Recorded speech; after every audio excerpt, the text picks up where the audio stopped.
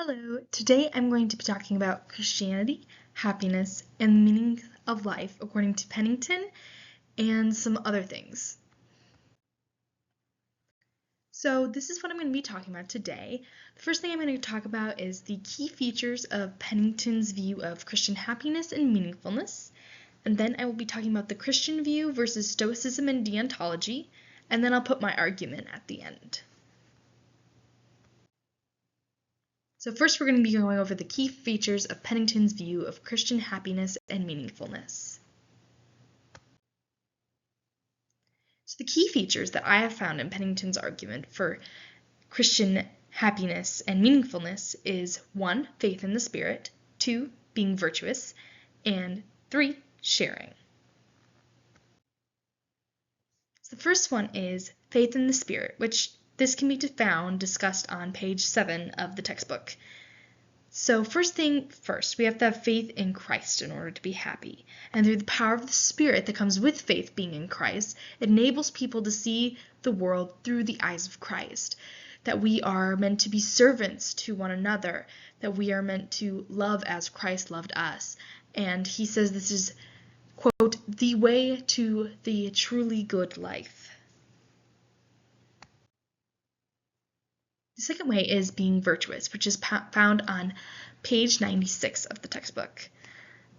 He says that being virtuous is necessary for the flourishing in philosophical understanding, and that we have, in order to be whole, we have to be whole in all parts of humanity, and that enables our fullness of life.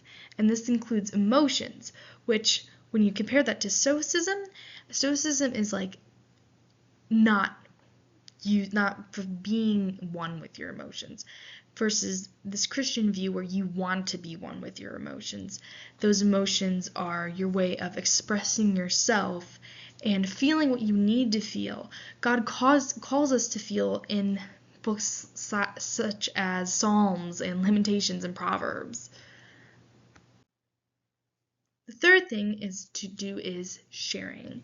Happiness and how we obtain it does depend on the person. However, if we share thoughts and experiences, we can help one another find happiness. And this can lead to discovery of new ways to obtain happiness. I mean, we're all different. We're all going to find different ways to find our happiness. However, if there are a select number of things that kind of like unite us as a whole, that kind of brings us happiness. So if we interact with enough people, then that will help us be able to obtain happiness on a larger and more sincere level. The second thing is the Christian view versus Stoicism and deontology. So what I did here is that I highlighted these certain little aspects. The green is united in the Christian view, and then the pink is an opposing part from Stoicism to the Christian view, and the light blue is the opposing part to the Christian view. So Stoicism, their beliefs is that happiness comes from living a life of virtue, wisdom, and tranquility, while contributing to the overall well-being of others. And the virtue part definitely lines up with the Christian view, as we in the Christian view live by the virtues of Christ. Stoicism calls people to live a life of virtue, which is very similar. But however, there is something that kind of contrasts, because it's talking about, like, Stoicism is thinking about the overall well-being of others. Now, we as Christians, we want to care about other people, but we also care in the sense of how Christ calls us to care. Like, we don't necessarily make decisions just based on the overall well-being of everyone around us. We do that based on what Christ has shown and told us to do in the Bible. Now, deontology says that happiness comes from freedom of autonomy. Human beings have infinite moral worth and are called to fulfill certain duties. Now, those certain duties, I think, line up with the virtue aspect again. So it's just sort of like your duty is to live a virtuous life according to what Christ laid out. In deontology, that's very similar. It's just like these are things that you must do to live a fulfilled life and obtain happiness.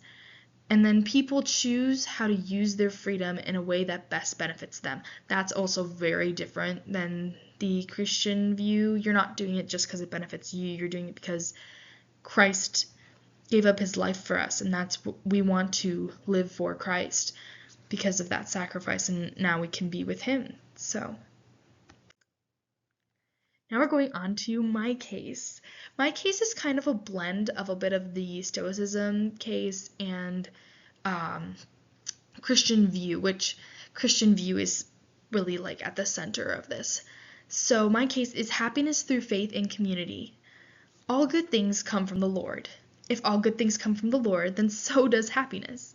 If happiness comes from the Lord, then we should follow his commands. Part of following his commands is to commune with one another in faith. God says that we should look out for the well-being of others over ourselves. Therefore, happiness comes through faith in God and the key virtue of putting others first as illustrated in Stoicism. This was kind of just a Bible verse that really helps to show why I believe what I believe. It says, "Take delight in the Lord, and he will give you the desires of your heart," from Psalm 37:4. So I think just in order to obtain happiness, we need to take delight in the Lord and all that he's done. We need to believe in God. We need to live a virtuous life. And just God equates to happiness. Following God equates to happiness. All right, that is it for my final reflection for this course. I've really enjoyed learning different perspectives on the philosophical outlooks of the world. It definitely intrigues me, even though it is quite confusing.